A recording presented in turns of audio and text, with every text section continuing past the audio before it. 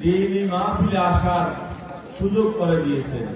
তাদের প্রতি আমি আমার ব্যক্তিগত পক্ষ থেকে আন্তরিক অভিনন্দন এবং শুভেচ্ছা জানাচ্ছি।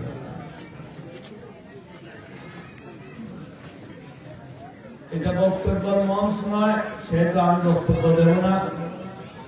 আর যেহেতু এটা দ্বীনি মাহফিল, নসিহত করবেন আমাদের উলামায়ে কেরাম।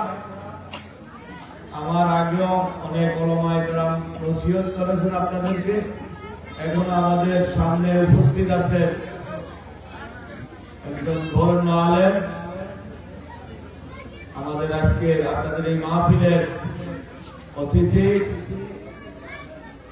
তিনি ওয়াজ করবেন, নসিহত করবেন, দ্বীনি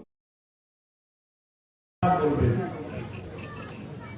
আমি শুধু এসেছি, আমরা বাসীর পক্ষ থেকে আমাকে আসার যে আমন্ত্রণ দিয়েছে, আপনাদের আমন্ত্রণ রক্ষার জন্য এবং আপনাদের সাথে দেখা করার জন্য, আপনাদের থেকে দোয়া দেওয়ার জন্য আমি এসেছি। আমি বক্তব্য দেব না, দোয়াও করবো না, শুধু আপনাদের সাথে দেখা করবো এবং আপনাদের কাছে আমি দোয়া প্রত্যাশী। আপনারা সবাই আমার জন্য দোয়া করবেন।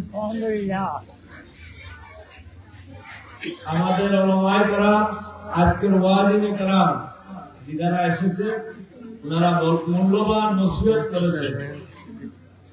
আমরা সেই নসিহত মোতাবেক যেন চলতে পারি, আল্লাহ পাক আমাদেরকে আপনাদেরকে সবাইকে তৌফিক দান করুন।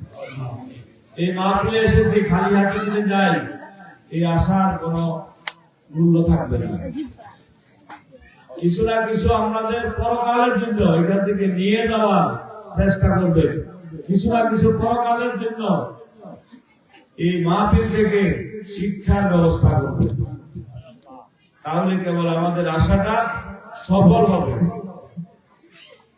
ওনারা অনেক দূর থেকে কষ্ট করে দ্বীনের কথা আপনাদেরকে বোঝানোর জন্য, দ্বীনের উপর চলার জন্য, আপনাদেরকে নসিহত করার জন্য অনেক দূর থেকে এসেছে। আমরা গতানুগতিক ওয়াজ মাহফিলে আসি, ওয়াজ শেষ হয়ে আমরা চলে যাই। কোন লাভ যদি না হয়, ওনাদের আশাটাও সফল হবে না, আমাদের এই সময় দেওয়াটাও, এই মাহফিল করাটাও সফল হবে না।